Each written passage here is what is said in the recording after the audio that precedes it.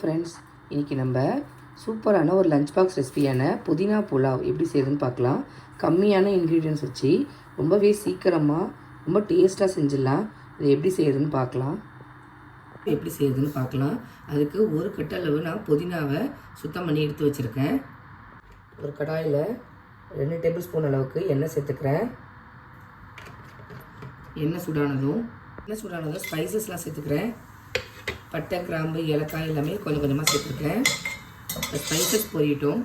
இது கூடவே கட் பண்ணி வச்ச மீடியம் சைஸ் வெங்காயம் 2 சேர்த்துக்கிறேன். சேர்த்து நல்லா வதக்கி விட்டுக்கோங்க.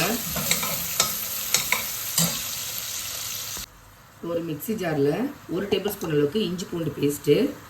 இது கூடவே உங்களுக்கு காரத்துக்கு தகுந்த அளவு பச்சை மிளகாய் சேர்த்துக்கோங்க. நான் 5 பச்சை மிளகாய் போல் சேர்த்துருக்கேன். அது கூடவே ஊற வச்சு தோல் உரிச்ச பாதாம் கொஞ்சமாக சேர்த்துக்கிறேன். உங்களுக்கு பாதாம் வேணாலும் நீங்கள் முந்திரியும் சேர்த்துக்கலாம். இப்போ எதாவது சேர்த்துட்டு நல்லா ஃபைன் பேஸ்ட்டாக அரைச்சி எடுத்துகிட்டு வந்துடலாம். பாருங்கள், நான் ஃபைன் பேஸ்ட்டாக அரைச்சி எடுத்துகிட்டு வந்துட்டேன்.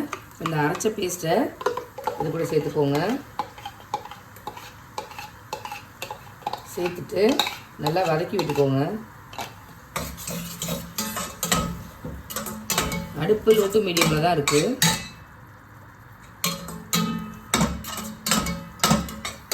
நல்லா பச்சை வாசனை போகிற அளவுக்கு நல்லா வதக்கி விட்டுக்கோங்க.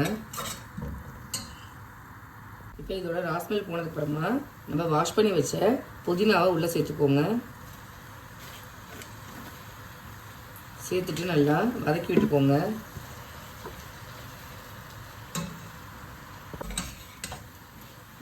நல்லா வதங்கினா கொஞ்சமாகிடும். இது சேர்க்கும்போது நிறையா இருக்க மாதிரி இருக்கும். கொஞ்சம் நேரம் வதங்கட்டும்.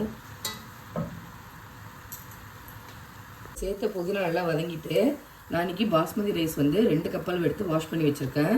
ஸோ 2 கப் அளவுக்கு 3 கப் அளவு நான் தண்ணி எடுத்துக்கிறேன். ரைஸ் 2 கப் அளவு எடுத்திருக்கேன்.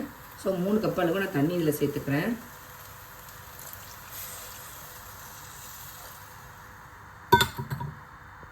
இப்போ இதுக்கு தேவையான அளவுக்கு சால்ட்டு சேர்த்துக்கலாம்.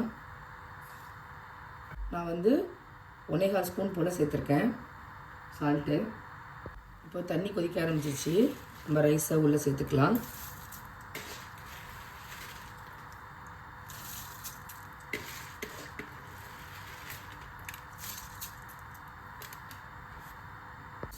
இதோட நல்லா மிக்ஸ் பண்ணி விட்டுட்டு மூடி வச்சுருங்க, வேகட்டும்.